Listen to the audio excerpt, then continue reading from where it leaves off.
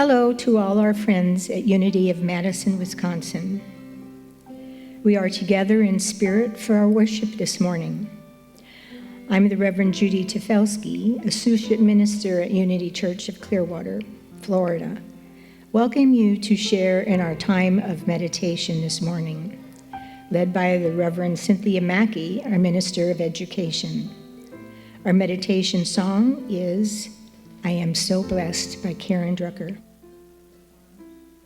I am so blessed, I am so blessed, I am so grateful for all that I have. I am so blessed, I am so blessed, I am so grateful, I am so so blessed, I am so blessed, I am so grateful for all that I have. I am so blessed, I am so blessed, I am so grateful, I am so blessed. Still together and feel the blessing of this time of prayer. We rest in the cleansing, restoring power of forgiveness. Jesus taught us to forgive others so that we also might in turn accept forgiveness, which always brings healing, renewal, and peace. We are not afraid to say, with all honesty, simply, I'm sorry, knowing that God already knows that all is forgiven. Jesus taught us to forgive 77 times or more, for as we forgive, we are released and empowered to go forward. We can say, please forgive me, with sincerity and peace. We know there is no condemnation in the Christ mind, no unforgiveness, only pure acceptance. We sense a deep sense of contentment and joy, and we are grateful for the forgiveness we are experiencing. We think of the woman who anointed the feet of Jesus, and devotion overflows our hearts. Inwardly, we say, thank you, God, for the healing power of forgiveness and the fulfillment of your pure love now. And now, in the silence, let's take a moment to reflect.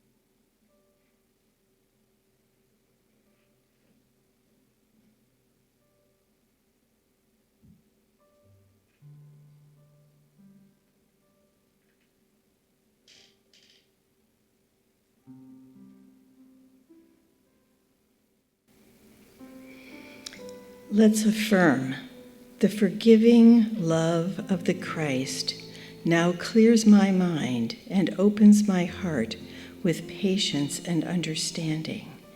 and I feel the love of God forgiving me and forgiving through me now in this moment. All those with whom we pray are so richly blessed right now, and I am so blessed. And so it is, and so we let it be. Amen. So blessed, I am so blessed, I am so grateful for all that I have. I am so blessed, I am so blessed, I am so grateful, I am so blessed. I am so blessed, I am so blessed, I am so grateful for all that I have. I am so blessed, I am so blessed, I am so grateful, I am so blessed. We are gathered here to welcome Unity of Madison, Wisconsin. They asked us to record a service especially for them. So, hello, Unity of Madison. The Clearwater Floridians welcome the Wisconsin Madisonians. And we are one in unity, one in spirit. Our love is with you. We know that you're getting ready for a new minister. That's exciting. And so we're with you in prayer.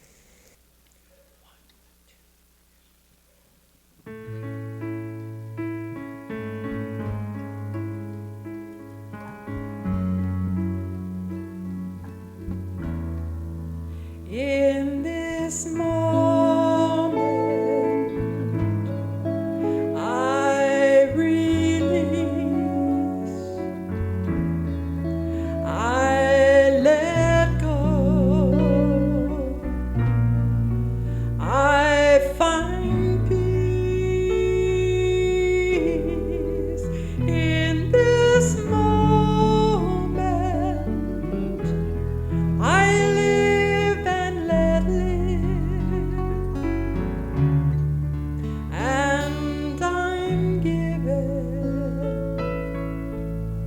the grace to forgive. I love you, I forgive you. Please forgive me. Thank you. I love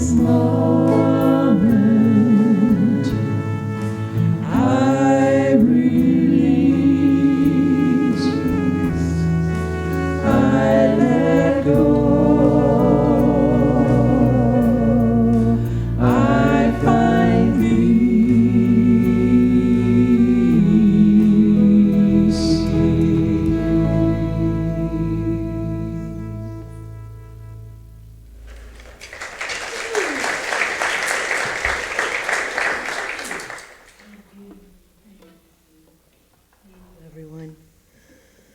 I think that this song and this whole process of forgiveness is not always easy, but I promise you it will get easier.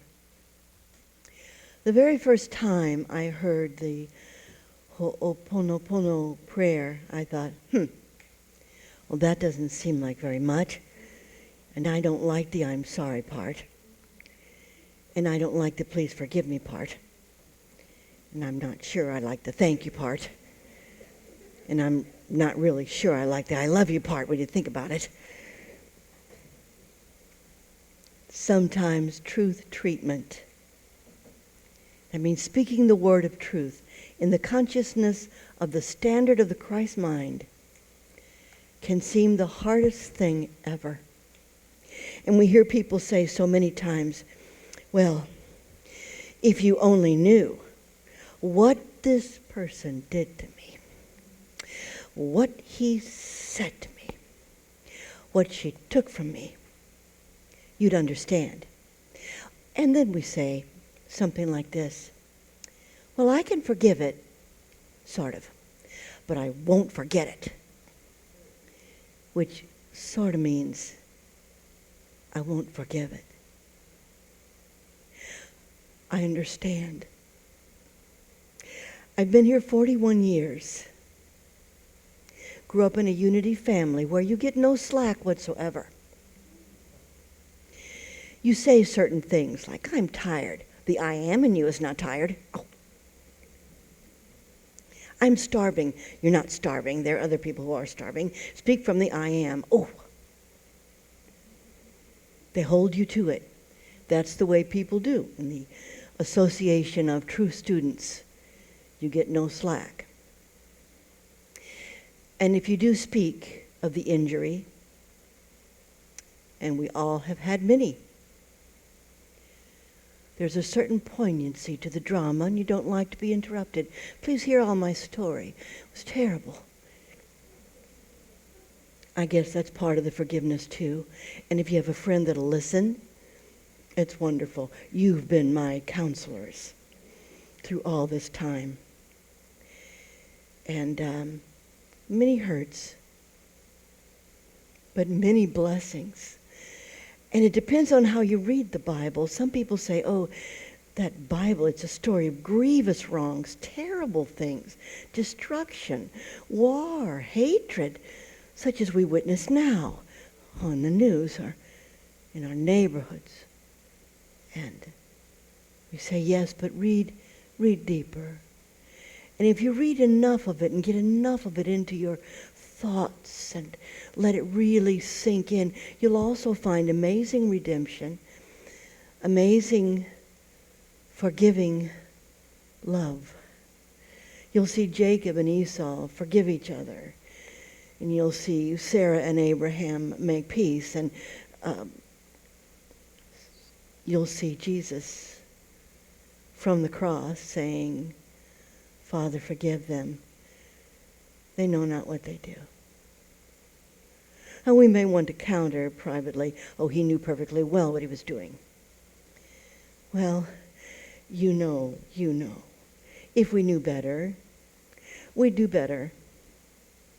So no matter what happened to you, everyone concerned did the best they could in the moment. That's hard.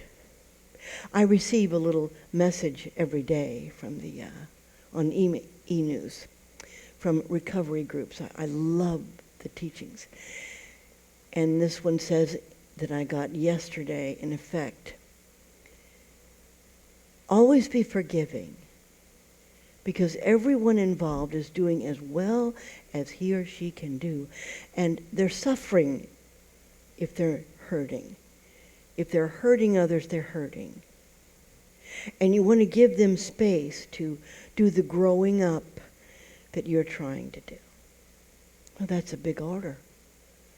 Especially if you're watching the news. We have sunflowers here for Ukraine and for ourselves. Because we could always use a little forgiveness. For instance, in truth, we're taught this. Not necessarily easy, but true.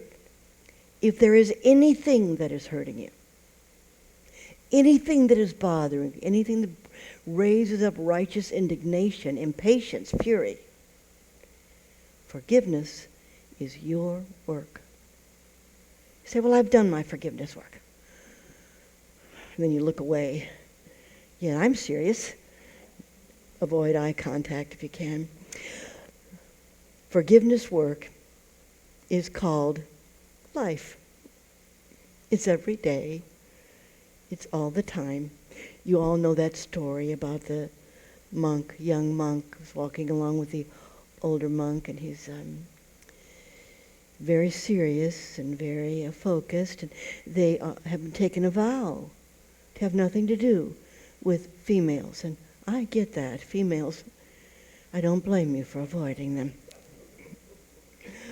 They come to a stream, and the waters have become high and raging, and there's a woman there, and she's trying to get across, and she simply can't do it. So the young monk rushes in, picks her up, and carries her across, puts her down. The old monk is outraged. They walk on together, and the old monk is not speaking for miles. And finally he's just fuming and snorting. And the young monk asks him, "What is it, teacher?" He says, "Well, I cannot believe you touched that woman." And the young one says, "Well, I put her down a long time ago. It seems like you're still carrying her." I know you've heard the saying that not forgiving someone is like taking poison and hoping someone else will die. It's very caustic. And sometimes we say, well, I think I've done my forgiveness work. I've done that. I forgive you. But there's still something coming up for you. You're the only one that can know that and know if you have more work to do. You're the only one. It's between you and God. You don't have to tell anybody else. But it would be a good idea, take it from me, I've tried it the other way, for you to stop talking about the injury. I know it's a good story. I have so many wonderful soap opera stories. And then she said, and then he did. And you know what? Even you get tired of hearing your own stories after a while, don't you? It's like, oh, for goodness sake, how long ago was that? How long have I been carrying this? And you let it go. Will we forget this war? These outrages we read about and see on the television and the news, those offenses in family that cut so deep. The lost years, the lost time. We will. When some preachers tell you you'll all go to heaven one day, we'll meet on that glorious shore, that's what they mean. You think you won't get over it? You will. You absolutely will. And you get to do that on your own timeline. Well, I did a little research because I so love the song, love to hear Sue sing it, about the Ho'oponopono, Hawaiian forgiving. And I read a story. You could find it online. It is the testament from the State Hospital of Hawaii. State Hospital. Apparently, they had a doctor there, a psychologist, psychiatrist. His name, Dr. Ihalia Kalahu Lin. He worked at the Hawaii State Hospital ward for the criminally insane. They could hardly get anyone to work there. Very hard. Patients were often violent, erratic. The doctors would go down the hallway with their back to the wall, afraid of being hit or spat on or something awful, and people would quit, call in sick, not show up anymore. So this doctor decided to use this prayer of forgiveness and reconciliation. Didn't spend time with the patients. Didn't try to talk them into changing. He did his own prayer work, sat in the office. I'm sorry if there's anything in my consciousness that is holding you in that place. Please forgive me. Thank you. I love you. And in a period of time, that ward was so diminished that they had too many staff and had to let some go. There's nobody in it anymore. They all got better. Now, I realize that's a strong motivation to forgive. If I thought I could just do some forgiveness work, some of the people that have been really mean to me would change, wouldn't that be super? Well, here's the thing. They might, and they might not. But you must do it anyway. You must. In the hope that they might, yes, but most of all,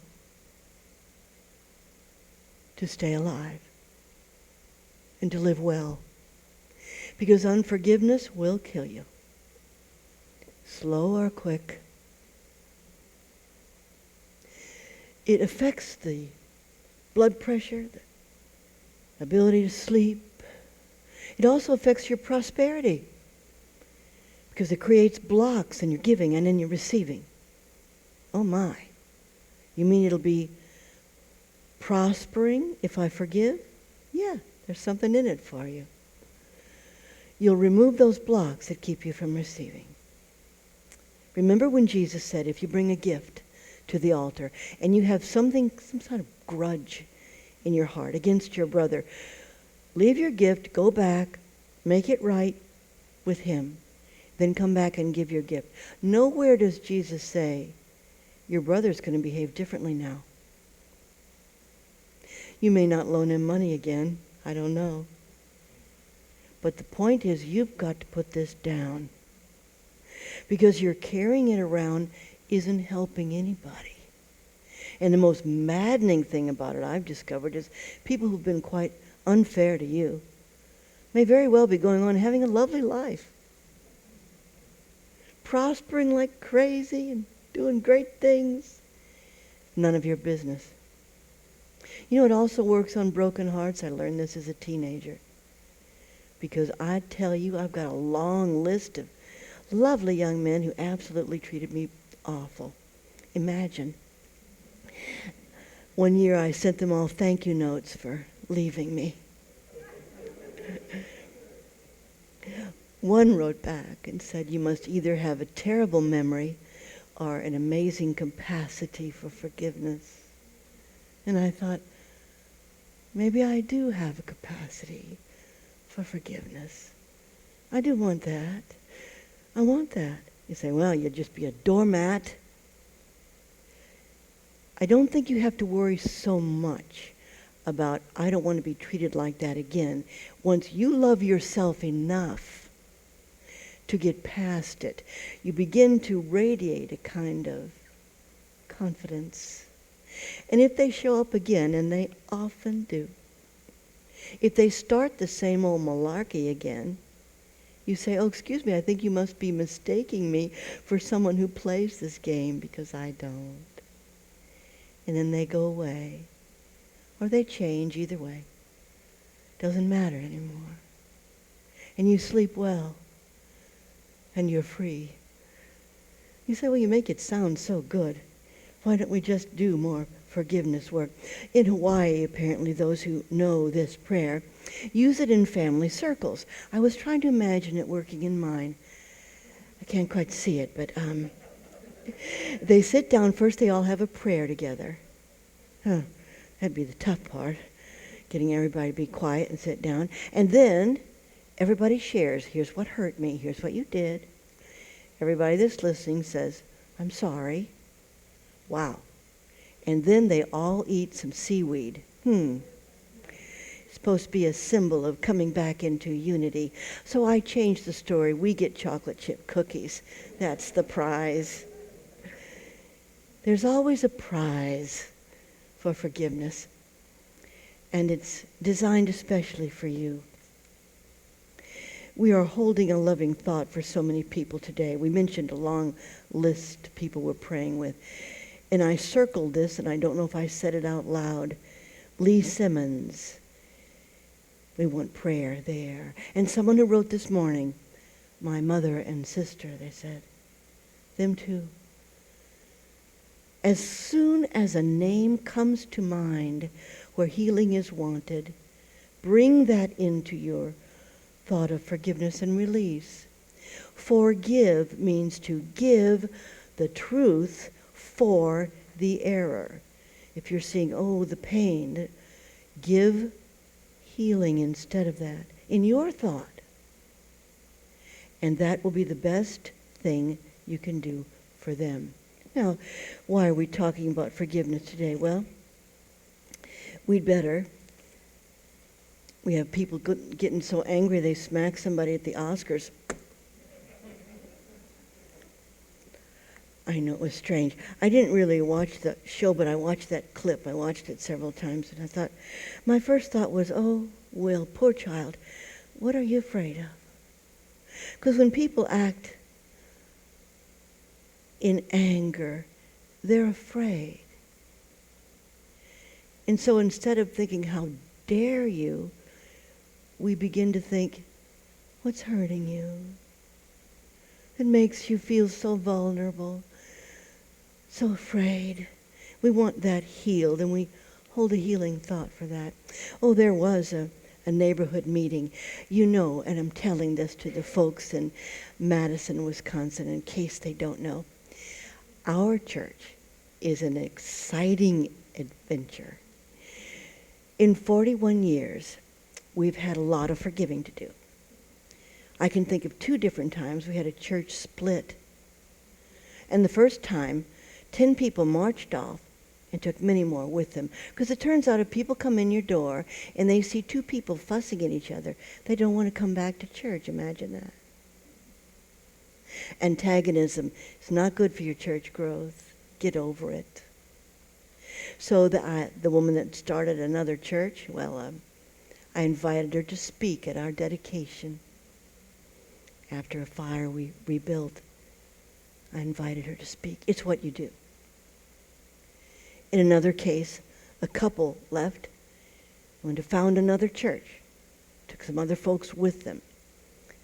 Joyce Meyer says the same thing. She says, if somebody comes to your church and you're loving them and supporting and mentoring them, and they leave your church, take 100 people with them and set up in a storefront down the block, buy them a sound system. We paid their rent and let them use our tax-exempt number till they were on their feet. You know why? It's what you do.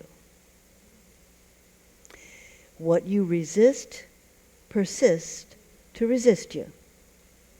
What you bless will bless you. There is no other way. You don't agree with the government? You don't agree with this person or that person? Well, I'm blessing the governor.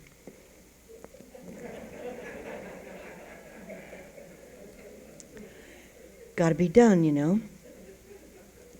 But I do know this, and I won't go into the politics of the whole thing. It's not any point, but this is what every teacher knows. If you don't teach your students the truth, they won't trust you. And if they don't trust you, they won't learn from you. And you won't be able to do your job. So teach them the truth about themselves and that they're wonderful, that their identity is beautiful. And teach the truth about our nation's history too, because we have some changing to do. Amen.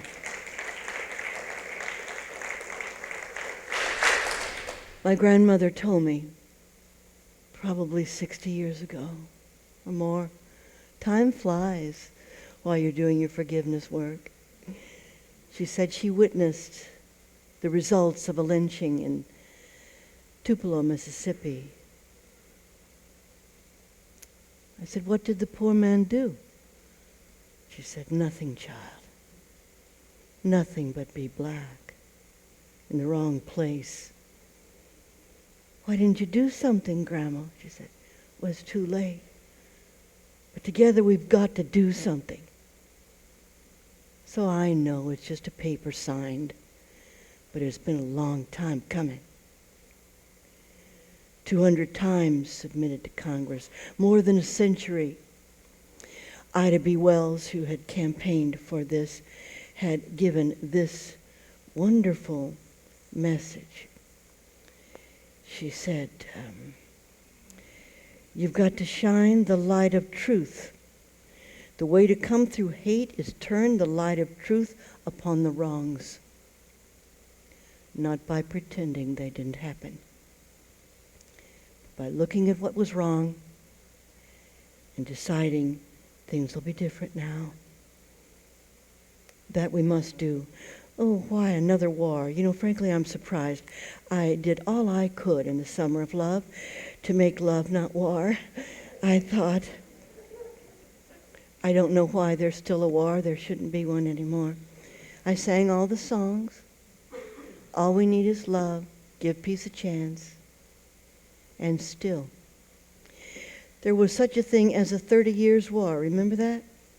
Oh, we weren't alive. But it scarred the world, and acts of hatred and words, bitterness, leave scars. They must be healed. They must be. So I felt very down. I'll admit it to you. Felt very down. I cried a little. It's really not the answer, but I did cry. And I opened a drawer to look for a Kleenex to wipe my eyes, because I have a terrible habit of saving napkins that seem like they have another nose blow in them and everything in my drawer, which is very silly, I know, but I do. And I reached in the drawer and I picked up this. I didn't know I had it in my drawer. It's a daily word from April, same month, 1945. 1945. And this is what it says on the back of this daily word. "Wars do not go on forever. Conquerors and kings appear and in a little while are dust.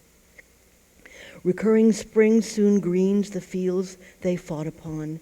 Soon this present fighting will be over, and the lights will go up again in the cities and in the minds of humankind.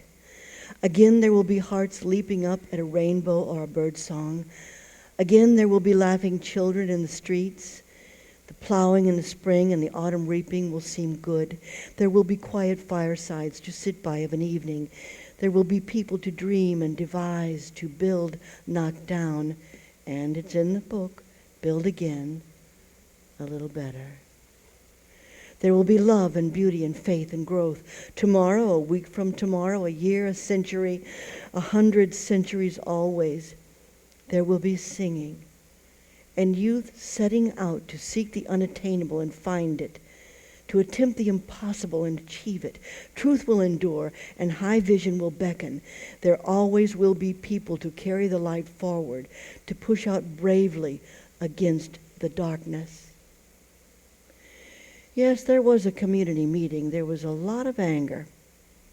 And I think if I had stood up and tried to share the Ho'oponopono prayer, there would have been a fist fight. Because people, for the 50 years our church building has occupied the space, thought of our grounds as a public park. They felt quite entitled to it, do not wish it fenced, do not want it changed, want nothing built, nothing to happen. The city of Clearwater has listened, and they have pretty much decided, but they're going to rework the traffic plan, and it causes a delay. And that feels unfair. But you know what? You can't have it both ways. Either you say all is in divine order or not. God's in charge or not. So I could be mad about it, but it doesn't help. In the meantime, our neighbors, the Dhamma Wheel Meditation Society, are planning to hold Vesak. That's the birth, illumination, and transcendence of the Buddha. It's like Christmas and Easter all rolled up together. And they were going to try to hold it across the street at another church, but the other church is just barely opening now, and they don't want the bother, and they can't afford the staffing, and they just said, no, we can't. So I wrote back to Bhante Dhammawancha and Bhante Upasanta and said, never mind. We'll hold it right here in our sanctuary. Can you manage refreshments in your backyard? And they said yes. June the 4th, you're not to go to a public meeting at the city of Clearwater, so maybe you'll go by Dhamma Wheel and bless our dear neighbors that are so patient with the construction and the fencing. But I must ask forgiveness. I had to write to the Bhantes and ask forgiveness. Do you know what autocorrect is on your texting?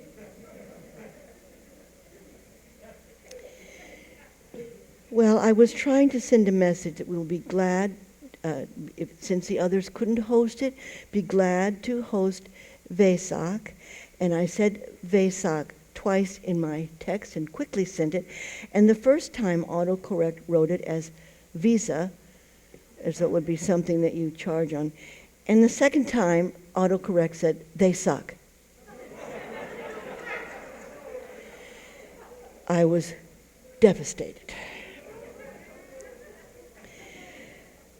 So I wrote back, oh, Bhante, I'm so very sorry, I'm so embarrassed. Never mind, lady. Metta, all is well. And I thought, now they have forgiven me, how can I forgive myself? Well, you have to, you know, because if you don't forgive yourself, you become a very dangerous person. Very fragile, very tender, very irate. You honk your horn when it isn't necessary. And you take things the wrong way, and you cause pain.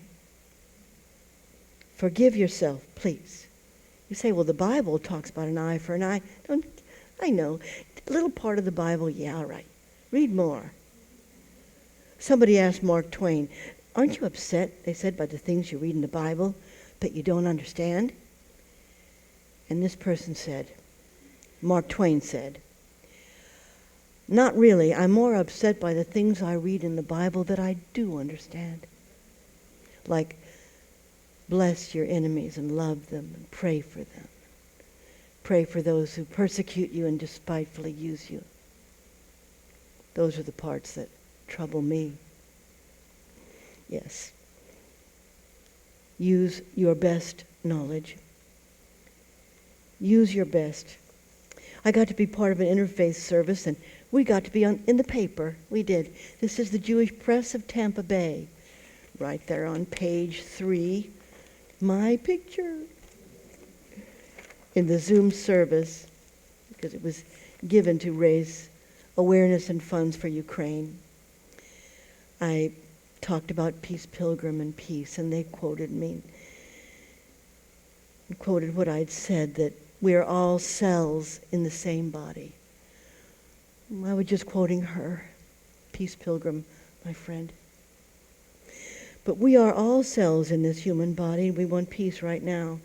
So we must give up hope of a better past and accept a present of possibilities. It's very powerful.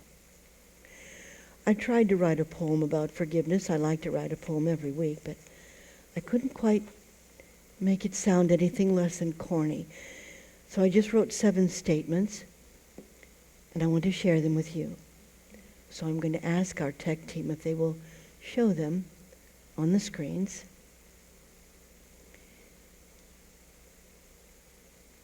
That's a picture of a sunflower someone put on a windshield asking for forgiveness. For resistance, give reconciliation. Together, for resistance, give reconciliation. For avoidance, give acceptance. Together, for avoidance, give acceptance. For criticism, give compassion. For criticism, give compassion. For suffering, give solace. For suffering, give solace. For blame, give blessing. For blame, give blessing. For hurt, give healing. For hurt, give healing. For fear, give faith. Forgive. And so it is. And so we let it be. And now we begin again together. Peace.